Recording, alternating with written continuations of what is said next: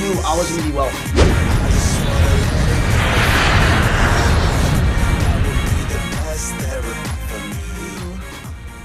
Let me love you. On the Run, episode 9. We're out here in Paris, just touched down. We're going to do a beautiful Airbnb. And today's discussion, I wanted to talk about your first year in the industry.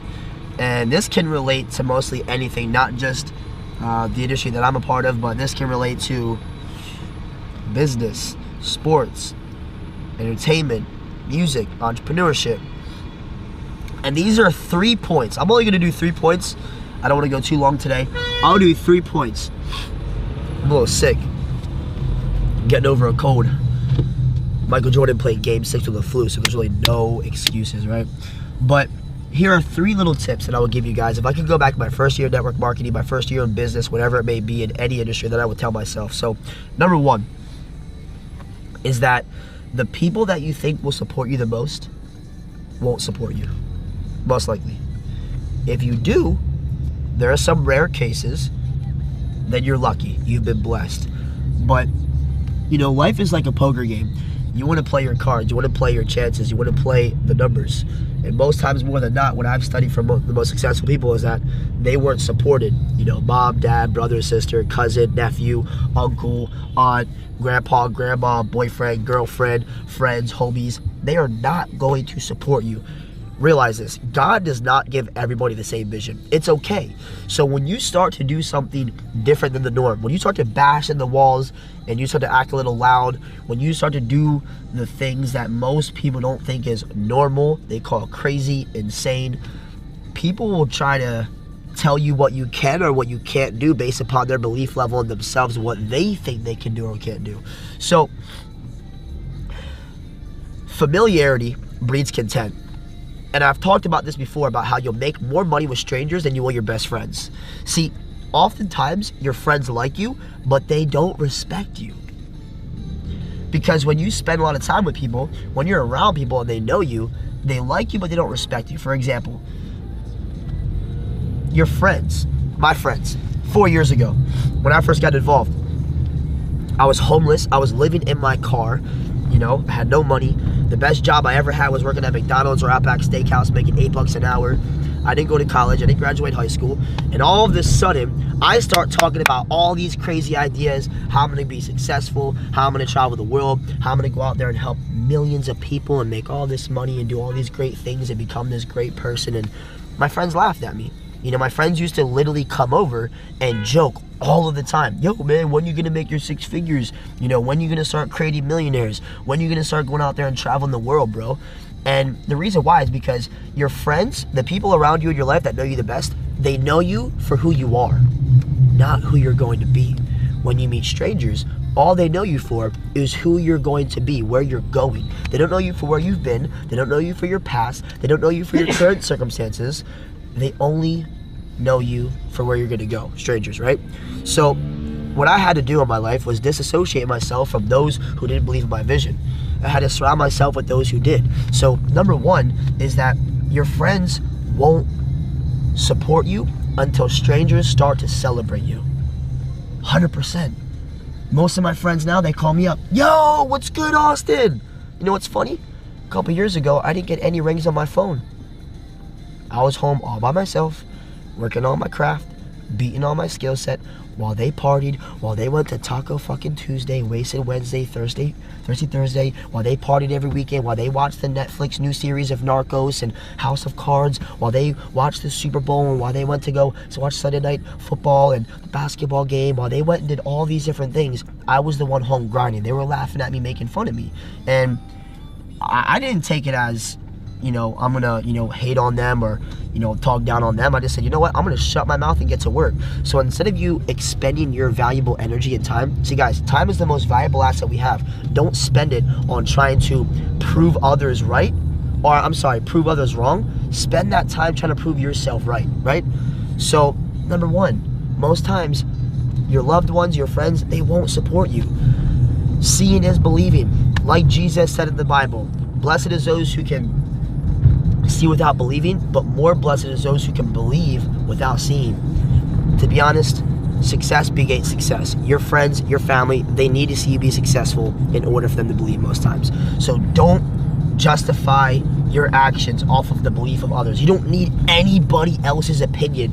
And first of all, most people's opinions aren't valid. They're not credible because most people don't have the results in something.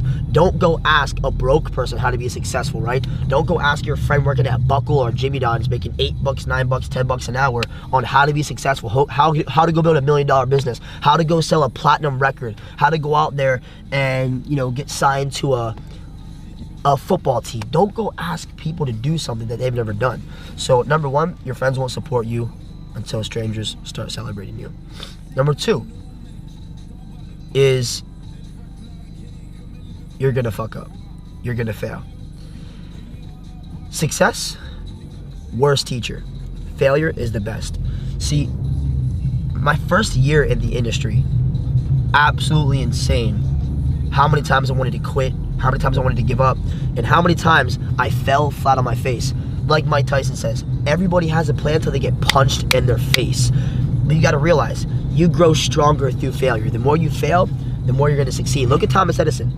And it's all about the mindset. Not only will you fail, but it's your mindset as you go from failure to failure to failure. It's your enthusiasm going from failure to failure to failure to failure. Thomas Edison failed 9,999 times creating the incandescent light bulb. And when the interviewer asked him, Thomas, how do you feel that you failed almost 10,000 times? He said, no, failed. He said, I've successfully found 9,999 ways not to create the light bulb. It's all about your mindset. It's all about your attitude. So you got to be willing to go through the trenches. You know, God puts his strongest warriors through hell to get to heaven. And you'll learn a lot more from losing than you do from winning. So you got to put yourself in position to fail as fast as possible. Fail, fail, fail, fail. Because the more you fail, the closer you're getting to success. Think about this. Most people go through their whole life, their first 20, 25 years, high school, middle school, college, and what happens? The way we're programmed our whole entire life is that you get a report card, right? A, B, C, D, F, right? And if you get an F, you get in trouble. People criticize you, they make fun of you, you're looked at as stupid, you're looked at as not smart, and your parents, I remember my mom used to literally ground me. I used to get in so much trouble if I would fail, if I would bring home bad grades. So you were scared to fail. You're programmed not to fail. You're literally looked at as the weirdo, the dumb kid in class. You're put in these special classes if you fail your classes. But in real life, the only way to progress is you fail. So you got to reprogram your mind to understand you need to go out there and fail. You need to go out there and mess up. You need to go out there and take your L's. And they're not L's, they're learning lessons. Never look at losses as your losses. And don't concern yourself of the opinions of other people on your losses. It is your loss. It's not their loss. It's not Jimmy's loss. It's not Sarah's loss. It's not Bob's loss. It's your loss. So take it, absorb it, digest it, and take it as a learning lesson and move on. The faster you fail, the more you'll succeed. That was the second thing I wish somebody would have told me. And number 3, never give up. Never give up. Think about the guy in Think and Grow Rich in chapter 1. The guy who literally spent his whole life savings, got all this machinery, all this equipment to go mine gold out in the Midwest. He moved the whole way out there. He spent all this time. He came across a lot of gold, made a lot of money, and he said, oh my goodness, if I keep digging, I'm gonna find more gold. I'm gonna make fortunes. So kept digging, kept digging, kept digging, kept digging. Couldn't find anything. Kept digging, kept digging, kept digging, kept digging. Couldn't find anything. Eventually, he said, I'm gonna give up. Gave up. Sold all of his machinery to a passerby. Well, this passerby, this person going by, they decided, you know what? I'm not just gonna give up. I'm gonna take this and educate myself. So they took it to somebody else who understood a little more than them, and they said, you know what, by my projections on the surface of where the mining is taking place, there should be another big gold mine somewhere very short by, right? 3 feet from gold is how far this guy was. The person who kept and stayed consistent was the one who found one of the largest gold mines in history. And you often look at people never give up. Well, not only did that guy give up and miss out on one of the biggest gold mines in history, he was 3 feet from gold, but he never gave up. He also went out there and became one of the most successful insurance agents of all time in America, of all time. He never gave up. So I remember my first year in network marketing, I got evicted from 2 houses. I remember, oh my goodness, I remember literally pushing carts from the grocery store back to my house in the middle of snowstorms, not having any money. I remember literally people quitting my team, wanting to give up on myself, all my friends making fun of me, barely making any money to afford my rent. I remember my light bills would go out, my electricity, and I would sit there in the dark some nights and wait to get my electricity turned back on. All these different things that were telling me, give up, give up, give up, quit, quit, quit. Guys, quitters never win, winners never quit. So you gotta stay consistent. So those are 3 things. I don't wanna take too long. I think it's more important to understand the points. Number 1, your friends won't support you until strangers start to celebrate you. Number 2 is that you want to fail as fast as possible and look at your losses as learning lessons. And number 3 is never give up. And I think if I could go back, those 3 things would have got me through my first year in the game and put me way ahead of the rest. So take those 3 things and look at them in your own perspective. How would you deal with it if people come to you and hate on you? How would you deal with it as you fuck up and fail? How would you deal with it when people want you to give up, when your girlfriend or your boyfriend or your parents telling you, go do this, go do that? So those are the 3 things that I would tell myself if I could go back to my first year in the game. On the run,